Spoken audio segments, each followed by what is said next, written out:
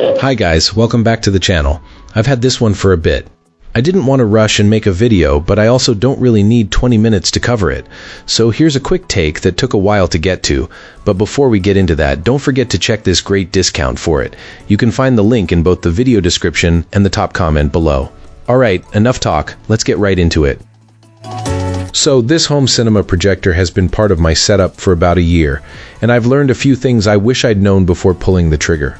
First off, the one question I didn't ask before ordering this is whether it handles three-dimensional processing.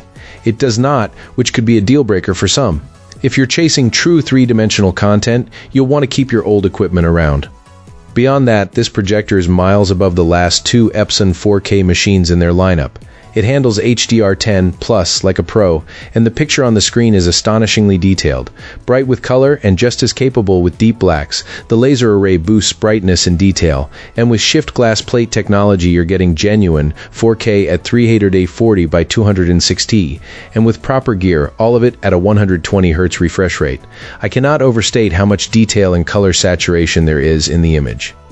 This is real 4K HDR processing, and it shows for about another $1,000. There is a pro version of this line with almost double the contrast ratio, but the picture I have seen from this unit's astonishing 1:1 million-to-1 contrast ratio is absolutely unprecedented in my experience.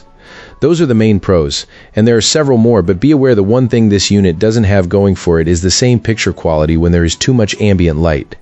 A truly darkened theater yields the best results, though some folks may tolerate moderate ambient light depending on screen size and personal expectations. She who must be obeyed insists I repeat that a lot of light washes out that great picture.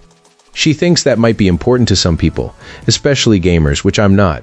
The bottom line for me is that Epson delivered an incomparable 4K picture up there on that screen for less than $5,000, and even though I hesitated at the price tag, I'm really glad I bought it. The laser array is rated for about 20,000 hours as opposed to the old bulb life, so that's comforting given the cost of bulbs. I'm not usually a first-generation buyer of any product, but at our age, the more detail on that screen, the better the old eyes see it. My grandkids rave about gaming on it, with little delay and solid response times. I highly recommend you look for one of these when you can upgrade your theater to something close to real theater quality. I do wish supply would loosen up a bit, because they're not easy to find right now, but if you can grab one, you won't regret it. The bigger takeaway is this: if you have a large screen and a light-controlled room, this is the best picture option in its class for the price. If ambient light is a constant, you may want to reconsider or pair it with a strong blackout setup. That's everything for this one. Thanks for sticking around. I hope this gave you a clear idea of the product. If you want, you can find it in the description, and there may be some discounts available too.